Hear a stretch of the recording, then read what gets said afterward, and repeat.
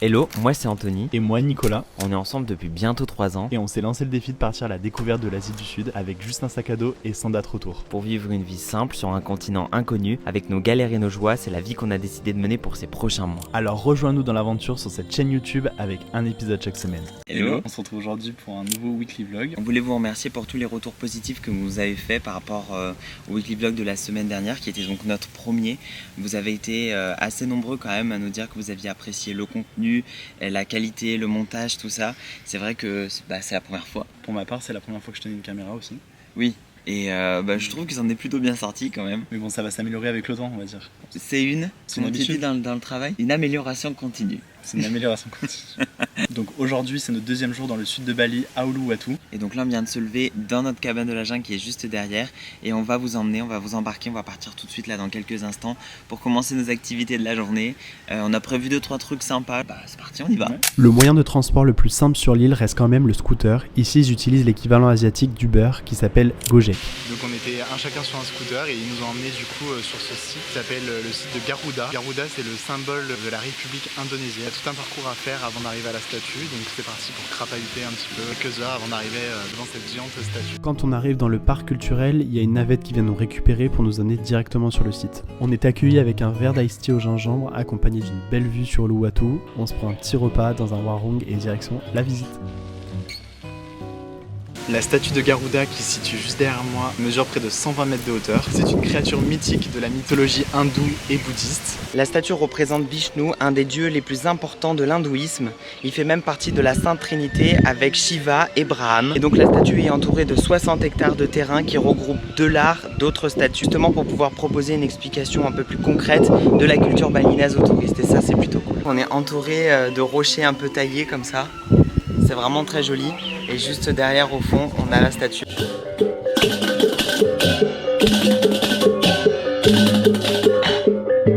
N'importe où on se déplace, il y a toujours cette petite musique d'ambiance, de percussion et de musique locale, c'est super agréable. Du coup on a décidé de se prendre une petite gourmandise, donc moi j'ai pris sneakers et double choco. Moi j'ai pris Nutella et Red Velvet, très bon. Face au temple de Garuda. Je vais en foutre de partout. Mathias, c'est Red Velvet.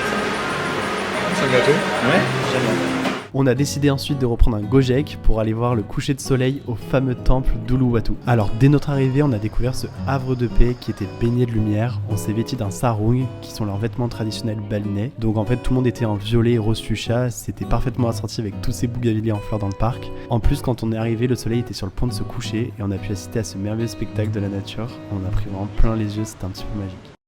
Voilà, on vient tout juste de quitter Uluwatu pour se rendre à Canggu. Donc vous allez voir sur la map, c'est un peu plus haut sur l'île. On vient de s'installer tout juste dans notre hôtel, dans la chambre qui est juste ici, qui est très cool d'ailleurs. Et là on va aller faire un petit plouf et ensuite on va aller manger dans un warung parce qu'on a assez faim. Il est quand même 14h30 et on n'a toujours pas mangé depuis ce matin, donc la faim se fait sentir. Donc là du coup on a un grand lit, c'est tout simple hein, franchement, un petit bureau juste ici. Et là une grande salle de bain, vraiment immense. Très cool avec un puits de lumière. L'hôtel propose aussi une très jolie piscine. Bon là encore une fois elle est à nous toute seule. Après là en fait tout le long il y a des petites chambres individuelles. Donc c'est assez propre, c'est clean.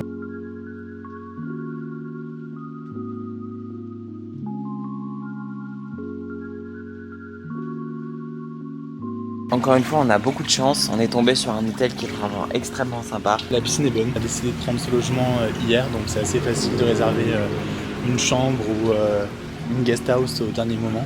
Par contre, pour se déplacer, on a mis un certain temps. On a mis quand même un peu plus de 2 heures. La circulation, c'est assez compliqué quand même ici.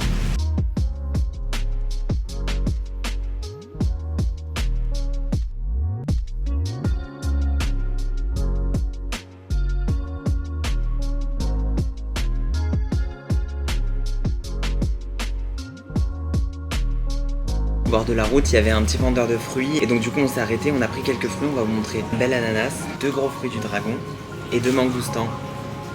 Très mignon aussi. Et tout ça pour moins de 3 €.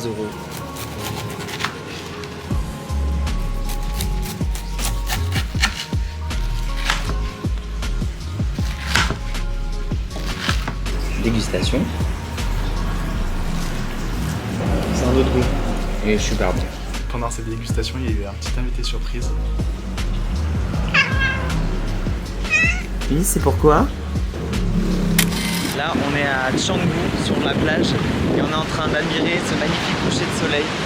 Incroyable, c'est vraiment très joli. On est en train de marcher au bord de l'eau, sur Batu Bolong.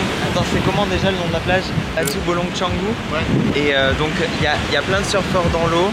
Juste ici, il y a plein de petits beach clubs, c'est vrai que c'est très très sympa. Ça a une ambiance vraiment différente. C'est super touristique, il y a énormément d'Européens. Notre ambiance, je pense, c'est une ambiance un peu plus festive. Faire du surf, on voit des cocktails, il est beaucoup plus touristique et beaucoup plus fêtard que le reste de l'île.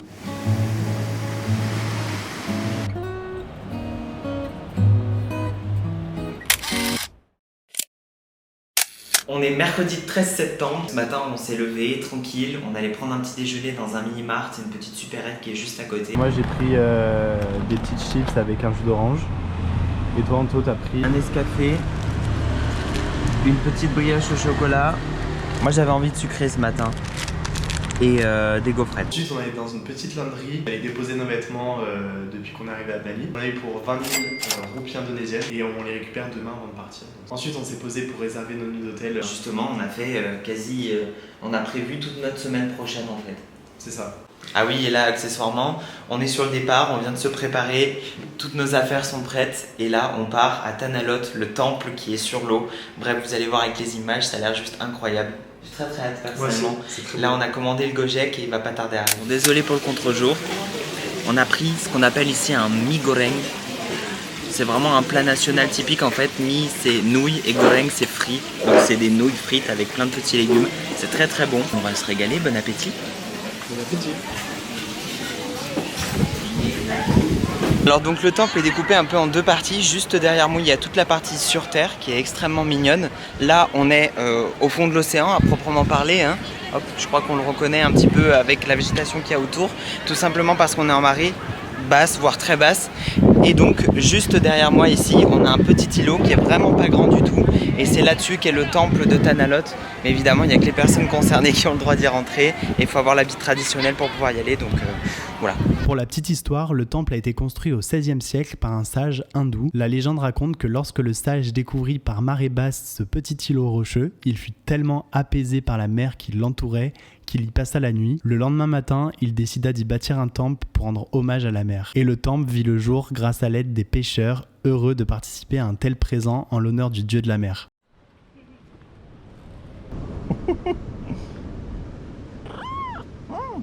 Il y a un très joli coucher de soleil qui pointe le bout de son nez à Tanah Lot, donc je vais aller faire décoller le drone et je vous laisse avec les images.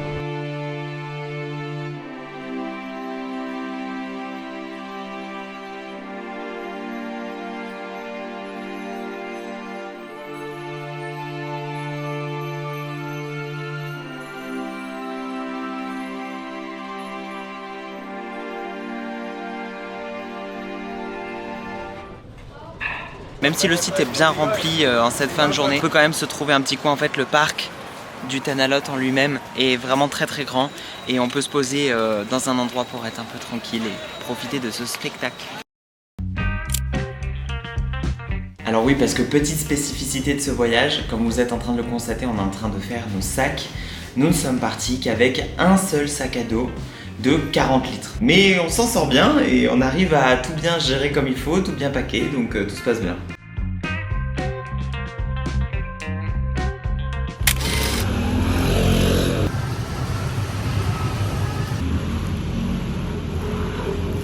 Je viens de récupérer notre linge propre. Désolé, il y a la route qui est juste à côté.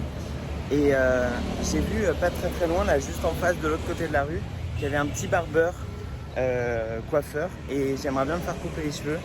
Donc je vais essayer d'aller voir s'il est ok pour me prendre maintenant. Bon, le coiffeur me prend pas avant midi, mais bon ça va, c'est que dans une heure.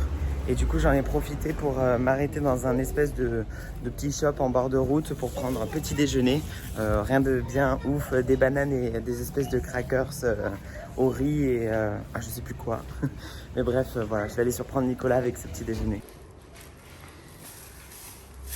Les petits crackers qu'on a mangé dans le Warung la dernière fois là. J'en ai trouvé au bord de la route et j'ai pris quelques bananes pour le petit déjeuner. On va se mettre bien.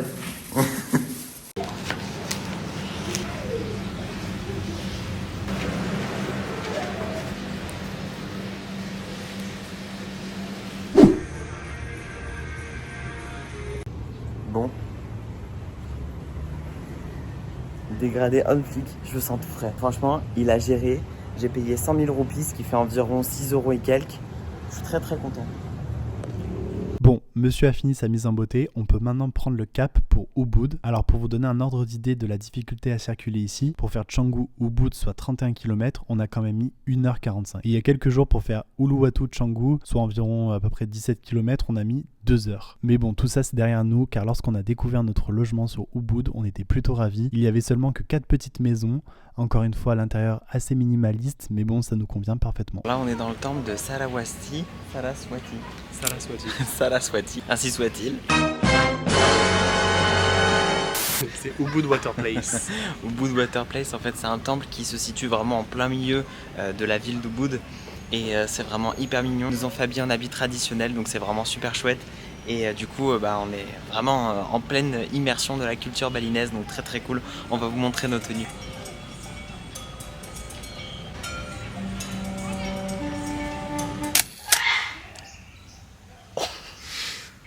Bah, des souhaits. Bon, petite interlude. Ah mais il y a un chien qui vient chier, tout va bien. En rentrant du temple, on est tombé sur une petite boutique qui vendait des cinnamon rolls.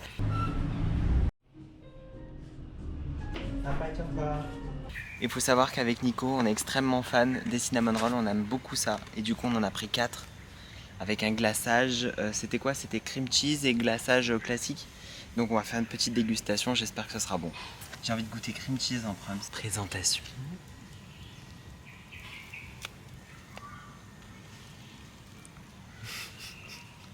Ah la dinguerie. Ok, c'est sûr. La pâte elle est un peu molle, comme j'adore. Un bon gros disque. 6 jours qu'on est sur Bali, je commence déjà à parler du nez. Je commence à me taper une petite crève, c'est bien chiant. Maux de gorge, le nez qui coule, donc je vais continuer le vlog avec cette voix-là. J'espère que ça va pas gâcher trop le voyage et que ça va passer vite. Je me suis rendu dans une petite pharmacie acheter quelques petits trucs pour essayer de soigner tout ça. Et puis on va attendre que ça passe.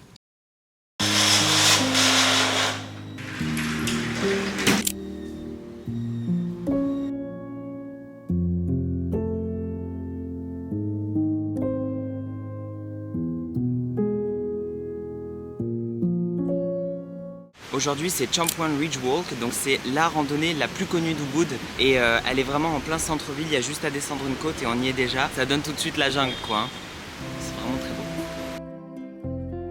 Ce chemin est situé dans un écrin de verdure, il fait partie d'une réserve naturelle qui surplombe toute la ville d'Ubud. En tout cas il est pavé du début à la fin, donc on a pu s'y balader tranquillement. Il longe les rizières, les palmiers, les champs des fermiers. On a commencé notre promenade vers 10h du matin, mais le soleil était déjà super haut. On transpirait comme des bœufs au bout de 15 minutes, mais bon le paysage était vraiment à couper le souffle. On a fait notre marche de 2 km, donc ça va, pas très très grosse marche, mais comme ça la marche, vraiment dans les collines, donc assez physique quand même, surtout qu'on n'a pas une très très grande condition physique on va dire. Du coup là on est arrivé dans un café, dans un warung où on va manger avec la vue sur ça, des rizières, des terrasses de rizières partout, c'est magnifique.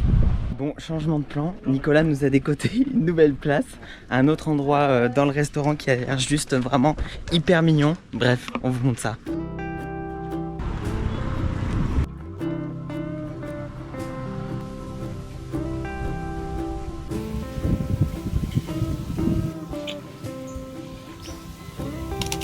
En fait on est dans une petite paillote individuelle, donc il y a juste nous. C'est extrêmement mignon. Du coup là on est en train de manger des fruits. Nico il a commandé un brownie. On se régale, on se repose surtout, c'est génial.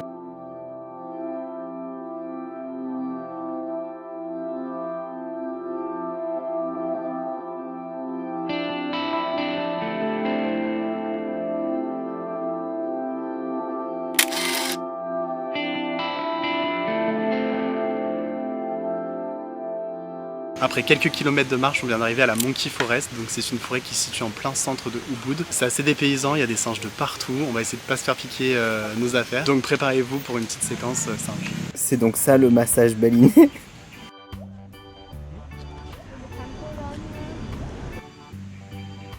C'est vraiment un très bel endroit, les singes ils sont en totale liberté. On s'y sent tout de même en sécurité car à plusieurs endroits du parc on peut voir que le personnel surveille tout ce qui se passe. On a bien dû y rester 1 à 2 heures. On a payé environ 80 000 roupies indonésiennes, ce qui est équivalent à peu près à 5 €.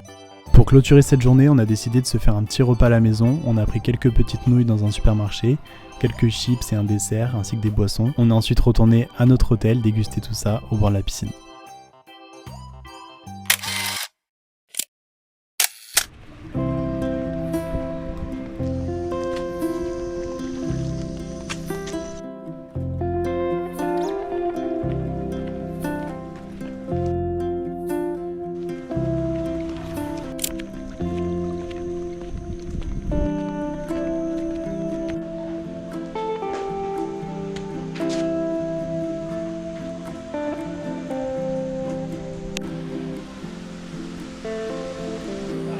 Watching the breath, the X system of energy that makes your heart beating. Now you listen to the sound of the machine.